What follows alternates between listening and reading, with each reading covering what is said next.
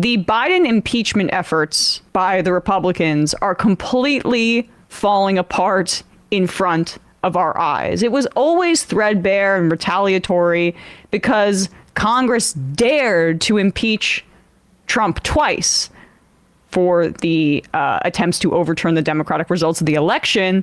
And then previously, if people remember, he was impeached for trying to withhold U.S. aid to Ukraine that had been passed through Congress. So he was legally obligated to send that aid to Ukraine unless they conducted hit investigations into Biden for the upcoming 2020 election. So when that happened, even though that's so on its face, illegal, wrong, using this money that was passed through Congress for your own political benefit, the Republicans decided that they were going to find an angle to say, well, no, it's actually you, Biden. And that is falling apart in front of their very eyes because last week, a man named Alexander Smirnov was arrested for allegedly lying to the FBI, creating false records.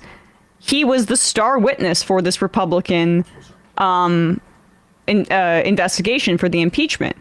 Smirnov allegedly lied about the business ties of Joe Biden, Hunter, and the Ukrainian energy company Burisma, which is at the center of these allegations. And what's more, the FBI is alleging that he was working as a Russian agent, potentially. He's also a dual Israeli-American citizen.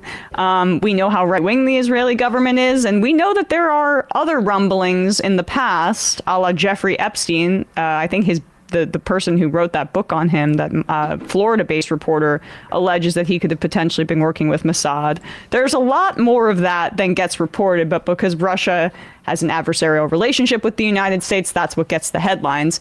It's also weird that there's no known photographs of him. Like, there was a photograph of him walking out of the courthouse, but had a scarf wrapped around his face. And that's the only, the CNN article I was reading says, we've tried to obtain a photo of him and we can't.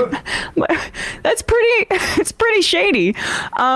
So it was a really insane claim, basically.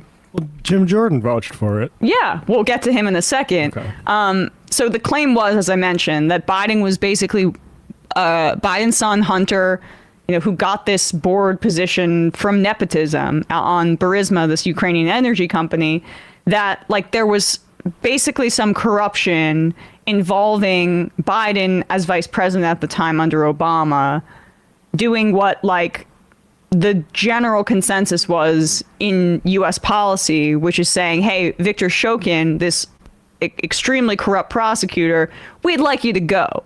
And it wasn't some pay to play thing or some way to hide any investigation into the Bidens like the Republicans are claiming. It was just stated U.S. policy, very different than what I just described Trump did, which is, I'm going to withhold money that Congress has already allocated to Ukraine for you to dig up dirt on my political opponent. That's why he was impeached. And so Smirnov was central to all of these claims, claiming that, the payment was $5 million, which was coincidentally the same figure for another payment that was a bribe that 3 Burisma executives apparently offered to Ukrainian anti-corruption officials. But the Ukrainian government had said that is totally separate and it has nothing to do with the Bidens. So with all of that backstory, here is Representative Jamie Raskin, who is, I think he's the top Democrat on oversight. So he's, even though the Republicans have a slim majority, he is, if the Democrats take back the House, he'll be the head of the oversight committee, speaking to the press here about how, this is just completely fallen apart. Hello, everyone. I wanted to just start by restating the obvious, which is that the impeachment investigation essentially ended yesterday in substance, if not in form, with the explosive revelation that Mr. Smirnov's allegations about Ukrainian Burisma payments to Joe Biden were concocted along with Russian intelligence agents, and it appears like the whole thing is not only obviously false and fraudulent, but a product of Russian disinformation and propaganda. And that's been the motor force behind this investigation for more than a year. As for today's transcribed interview with the brother of President Biden, Mr. James Biden, we obviously, again, have heard nothing indicating that Joe Biden had anything to do with the business ventures of Hunter Biden or James Biden. And nothing has contradicted that basic understanding that we've had for many, many months now. So that's essentially where we are. Again, I'm restating my call to Chairman Comer, to Speaker Johnson, to fold up the tent to this circus show. It's really over at this point.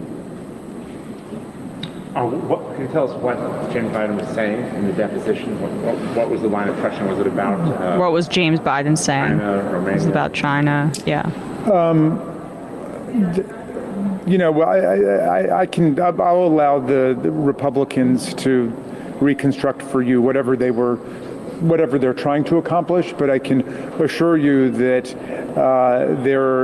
that he has restated our basic understanding that we've had for many months now, which is that Joe Biden had nothing to do with these business ventures. He was not involved in any way, and he was not receiving any money from them. Yeah, that's basically it. So that is the truth, right? But not if you are going to ask the Republicans on this committee or the Republicans in general. Manu Raju got Jim Jordan outside of the Capitol, and he asked him about what he has to say about that FD 1023 form with the FBI, which was the 1023 form that the Republicans are constantly talking about is basically the FBI's document that documents that puts into writing information that confidential sources provide. So this was like the document where Smirnov's claims were written down. And so Manu Raju asked him about that and how the 1023 was so central to this impeachment claim. And like he's kind of running away midway through this through this line of questioning. About the president's involvement in a bribery scheme now that Alexander Smirnov has proven to have made it up, and it was based off Russian intelligence. Doesn't change the four fundamental facts. Hunter Biden was put on the board of Burisma, gets paid $1 million a year. Fact number two, he's not qualified to be on the board. He said so himself in an interview. I don't know. Can you pause it? Or something. So, you know who was not qualified for literally anything? All of Trump's children being in the White House, his son-in-law heading up Middle Eastern peace. Oh, wow, it's looking awesome, what the job that he did. Oh, buddy. I mean, the Middle East, it's just kumbaya over there. Thank you.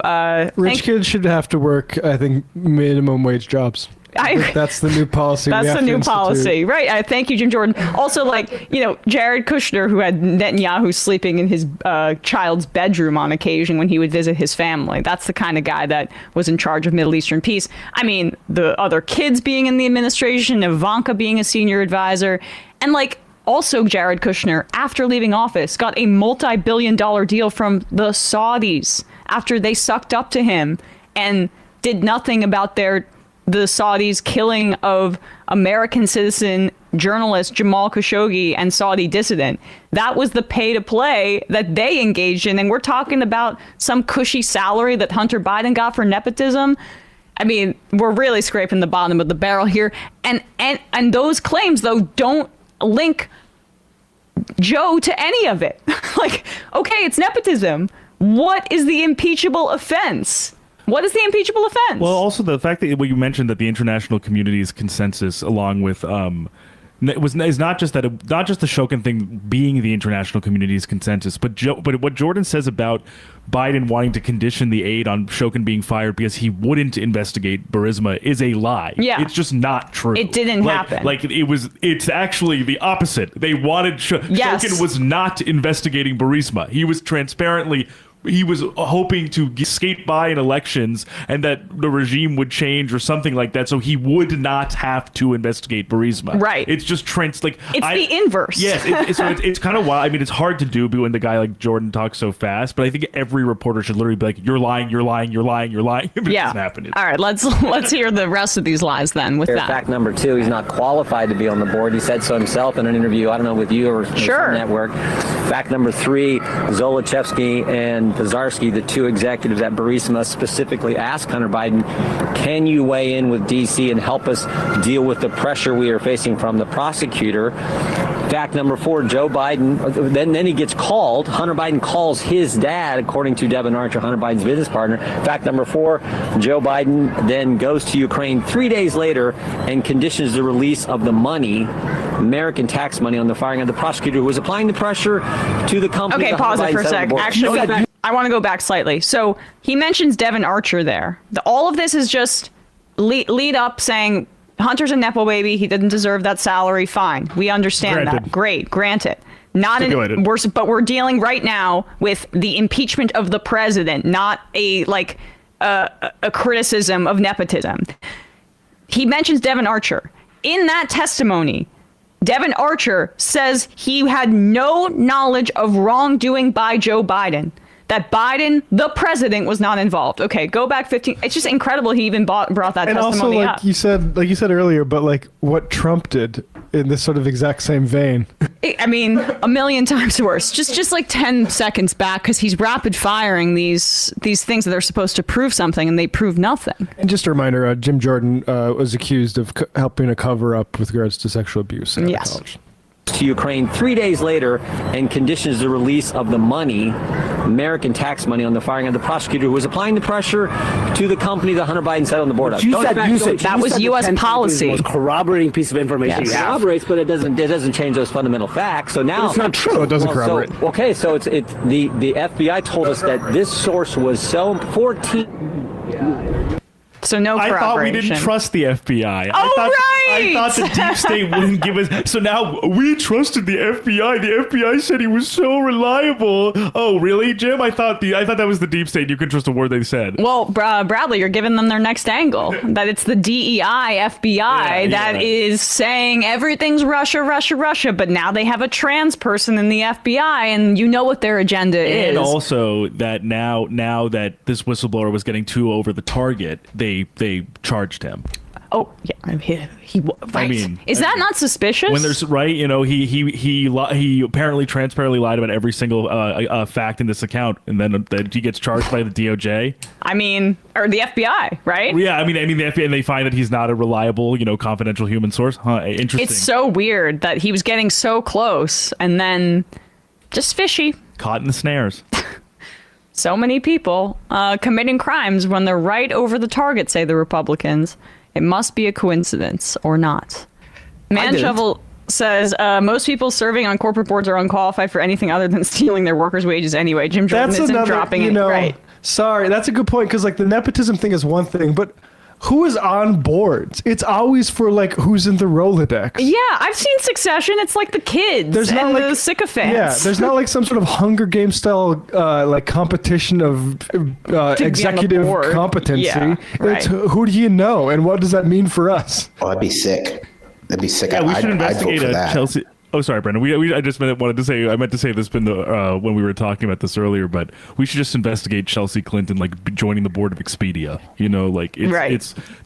These patronage. This is a patronage mill. That's what happens. It's not. It's not good. It's also just like But it has nothing to do with Biden. It has nothing to do It has nothing to do with Biden did not shape the policy around Hunter Biden receiving that post at Burisma. Yeah, it's ludicrous. We're talking about foreign influence of that stuff as we're enabling Israel. It would be a different story if Hunter Biden was made the special envoy to the Middle East to try and further the Abraham Accords, and then received a $2 billion golden parachute from the Qataris right after his term ended. But I don't know who I'm talking about.